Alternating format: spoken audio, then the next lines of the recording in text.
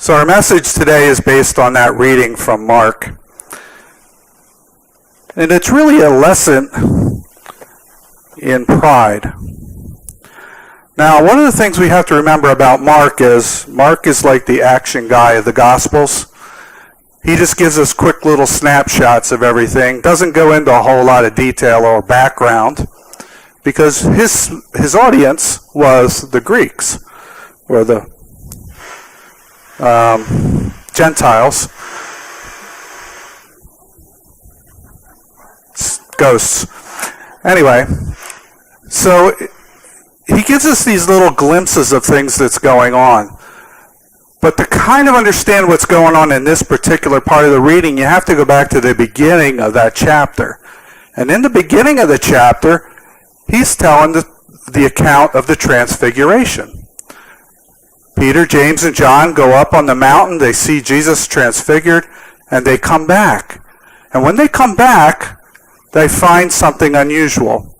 The disciples are arguing with some Pharisees, scribes, and others over trying to drive out a demon from a boy. And these disciples are very confused about why they can't do this. And Jesus tells them, a little bit of faith here. Maybe they didn't have the faith to really drive out the demon. Maybe not. I don't know. Maybe I'm just digging a little too deep into it. So they come along, and they're on this journey from the area of Caesarea Philippi down to Capernaum, where we begin our reading.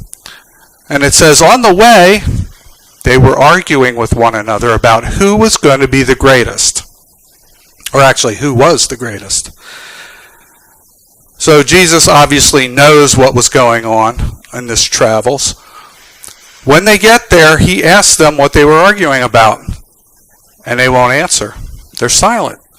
They're probably embarrassed about what was going on. Because this is counter to what Jesus has been teaching all along. And I'm not sure why we're getting so much static, but I apologize for that. So Jesus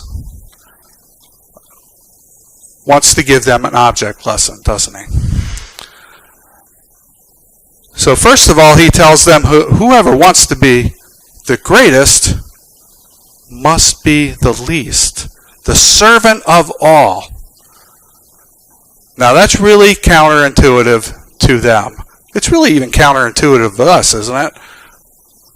When we think of being the greatest, we don't think of someone who's a servant, maybe swabbing floors or cleaning tables and all, but really, Jesus is saying we're all the same. Doesn't matter what level we're at, as long as we're serving each other. That's where he's trying to go with this.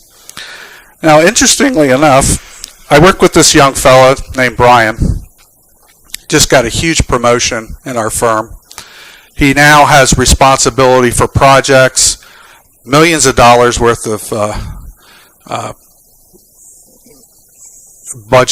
budgeting that has to be accounted for.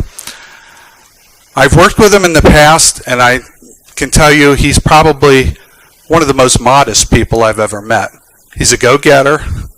If you compliment him, he kind of gets embarrassed about it. So when he got this big promotion, which I'm now reporting to him, we all were giving him a pat on the back.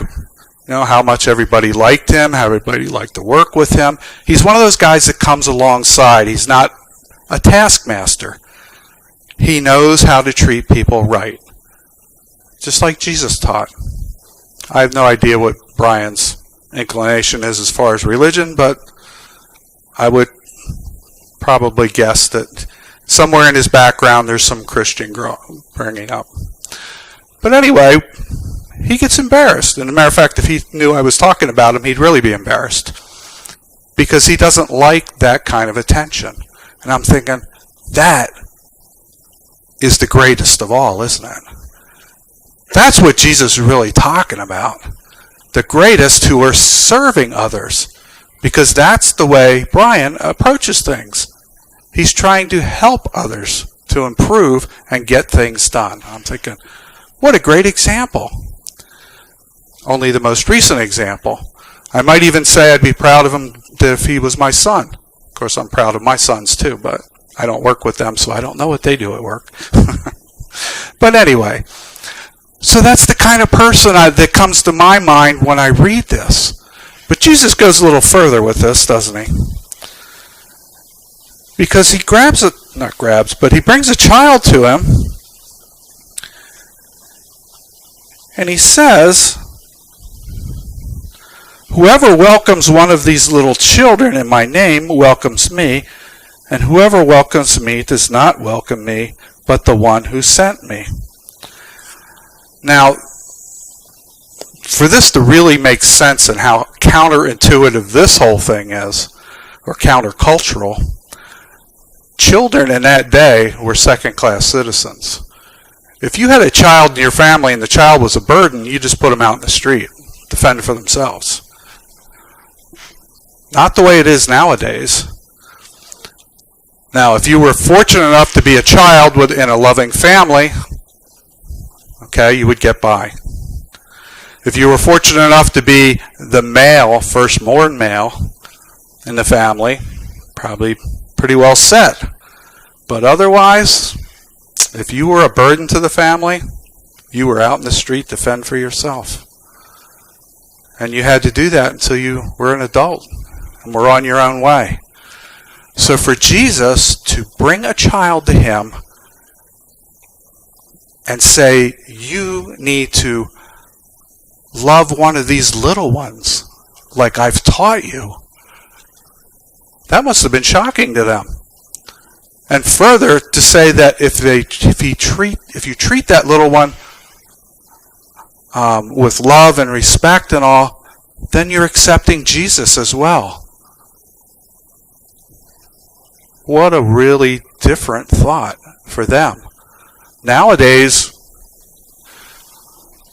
our culture wants to coddle children, probably to the far extreme of where it's dangerous, because children nowadays think they run the house. Unfortunately, sometimes they do. But it was a total different story then. So here they are with a child in front of them. A child in that time and day would have been thought of to be very humble. Someone who's looking for instruction. Isn't that what Jesus is asking us to do? To help others, to be open to instruction, to be humble in the way we approach things. What a wonderful message Jesus handed us there. What a wonderful example to use a child. Not maybe one of the little terrors in your family, but a child in general. Because we know until they get 8 or 9 years old, they can be a little challenging after that point. But up until that point, they look up to you, don't they? They really look up to you. They really want to know what to do, what is right. They're loving. They're humble. That's what we should be. And in my life, I have this example of Brian, who I just admire the way he goes about this promotion. He doesn't even want to consider it a promotion. This is like the perfect leader. I hope he stays that way. And he does, as he says, don't pump my head bigger than it is. But when we do things in our lives to help others, Jesus is asking us not to be prideful about it.